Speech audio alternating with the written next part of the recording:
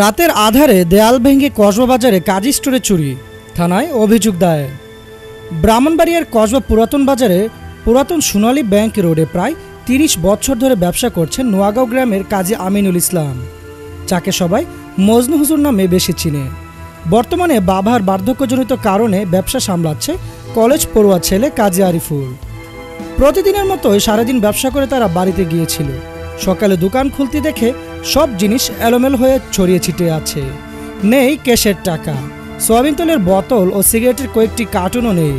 তখনই দোকানের পিছন দিকে তাকালে দেখা যায় ৩ ফুট স্কোয়ার দেওয়াল ভেঙে ফেলেছে দুর্বৃত্তরা।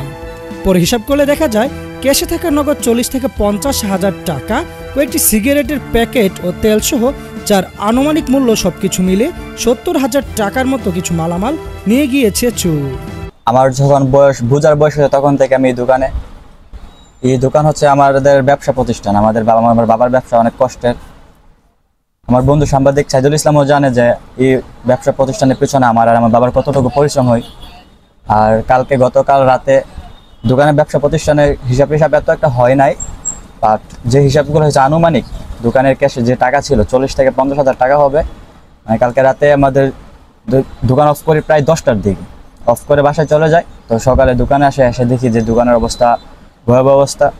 ক্যাশের ভিতর যা ছিল বা খাতা হিসাবে হাতা মাথা সব নিচে পড়ে রয়েছে। তো তখন চিন্তায় পড়লাম কী হলো। তো আব্বুকে কল দিলাম, আব্বুকে কল দেওয়ার পর বলতেছে যে আমি কিছু জানি না। তো দোকানের ভিতর ঢুকে দেখি যে ক্যাশ খোলা, ক্যাশ ভাঙ্গা, তালা ভাঙ্গা।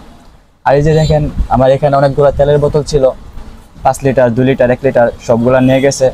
সিগারেটের কার্টন ছিল অনেকগুলো, এগুলোও নিয়ে গেছে। আমরা কি করব? আমরা তো ছোট ব্যবসায়ী, আমরা এত বড় ব্যবসায়িক না যে আমরা সব কিছু ঠিকঠাক করতে পারবো।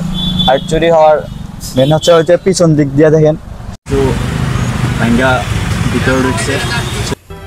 এ নিয়ে কসবা থানায় একটি অভিযোগ দায়ের করেছে দোকানটির পরিচালক কাজী আরিফুল ইসলাম। কসবা থানার ওসি তদন্ত আব্দুল বাসেদ বলেন, আমরা একটি চুরি বিষয়ে অভিযোগ পেয়েছি, তদন্ত করে অবশ্যই দোষীদের আইনের আওতায় আনা হবে। Saidul Islam, voice of Kasba, Brahmanbaria.